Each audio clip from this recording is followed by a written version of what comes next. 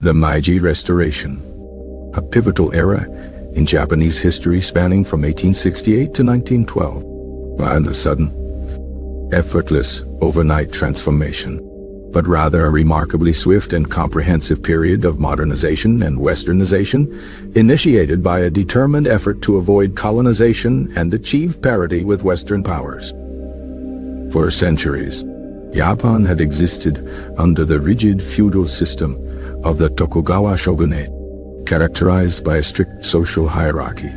isolationist policies known as sakoku,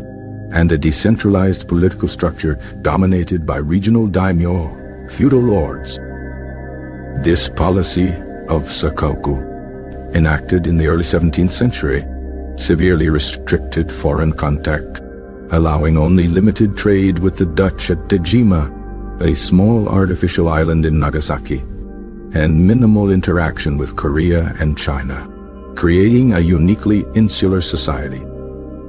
While maintaining a semblance of peace and stability, sakoku also resulted in technological stagnation and limited exposure to the advancements occurring in the West, leaving Japan increasingly vulnerable as European powers aggressively expanded their empires and sought new markets and resources.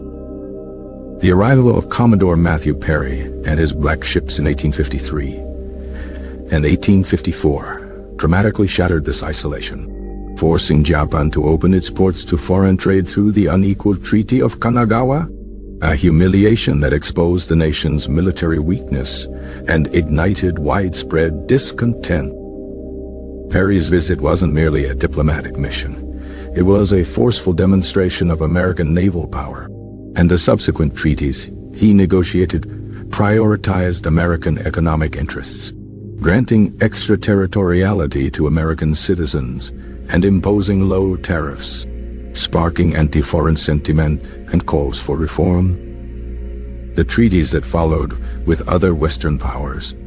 Britain, Russia, and the Netherlands, further exacerbated this situation, leading to a growing perception among Japanese elites that modernization was essential for survival and the preservation of national independence. This dissatisfaction coalesced around the Sano Joy, Revere the Emperor, Expel the Barbarians movement, a nationalist slogan that initially advocated for the restoration of imperial rule and the expulsion of foreigners, but gradually evolved into a more nuanced call for strengthening Japan through selective adoption of Western technology and institutions. Powerful daimyo from the domains of Satsuma, Choshu, Doza, and Heisen took the lead in opposing the shogunate, recognizing that a centralized, modernized government was necessary to effectively respond to the Western threat, and they began to secretly build up their military capabilities. These domains had also benefited from limited contact with Western ideas and technology through clandestine trade and the studies of Rangaku, Dutch learning, providing them with a head start in understanding and adapting Western military practices and industrial technique. A series of conflicts, known as the Boshin War, 1868 to 1869, culminated in the defeat of the Tokugawa shogunate forces and the restoration of imperial rule under Emperor Meiji, a young and relatively inexperienced ruler who became the symbolic head of a rapidly transforming nation. Emperor Meiji, though largely a figurehead, embodied the spirit of modernization and national unity, and the new government, led by a group of ambitious and reform-minded samurai, embarked on a comprehensive program of westernization known as the Charter Oath. The Charter Oath, issued in April 1868, outlined 5 key principles, establishing deliberative assemblies, opening opportunities for all classes, abandoning outdated customs, seeking knowledge from around the world, and strengthening the national spirit, serving as a blueprint for the sweeping reforms to come.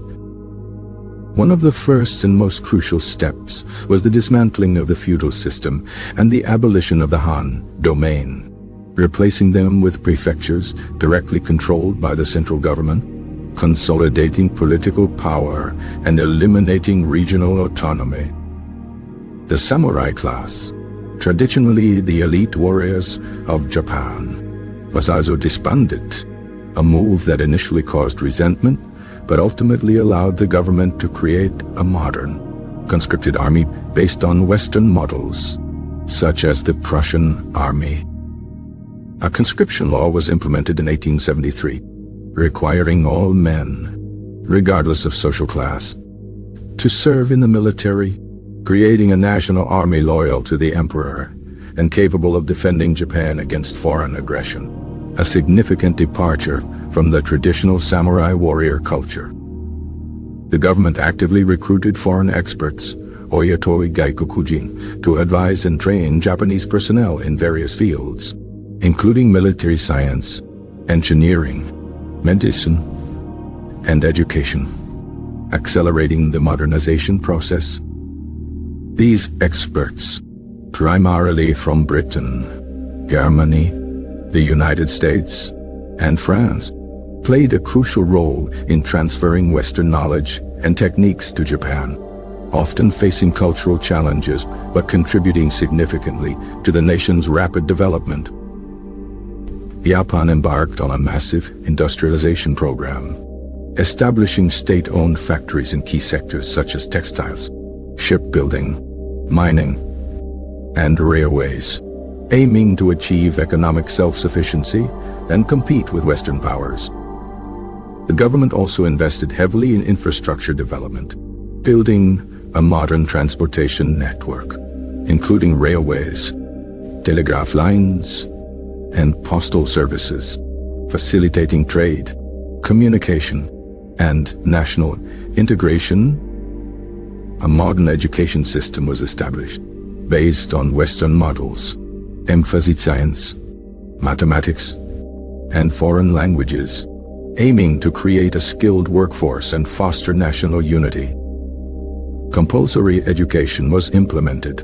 initially focusing on elementary education, but gradually expanding to higher education, creating a literate population and a pool of talented individuals capable of driving Japan's modernization.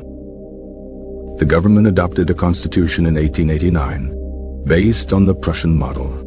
establishing a constitutional monarchy with a bicameral parliament, the Diet, but reserving significant power for the emperor and the executive branch. While the constitution granted certain rights and freedoms, it also emphasized the emperor's sacred authority and the importance of national unity, reflecting the government's desire to balance Western ideals with traditional Japanese values. Japan actively promoted Western culture and ideas, adopting Western clothing, hairstyles, and social customs, particularly among the elite, aiming to project a modern and sophisticated image to the world. However, this Westernization was not without its tensions, as many traditionalists resisted the abandonment of Japanese customs and values, leading to a complex interplay of modernization and cultural preservation. Japan's rapid modernization and military buildup allowed it to assert its dominance in East Asia, defeating China in the First Sino-Japanese War, 1894 to 1895, and acquiring Taiwan and the Liaodong Peninsula. The victory over China demonstrated Japan's emergence as a major power in the region, challenging Western dominance and asserting its own imperial ambitions.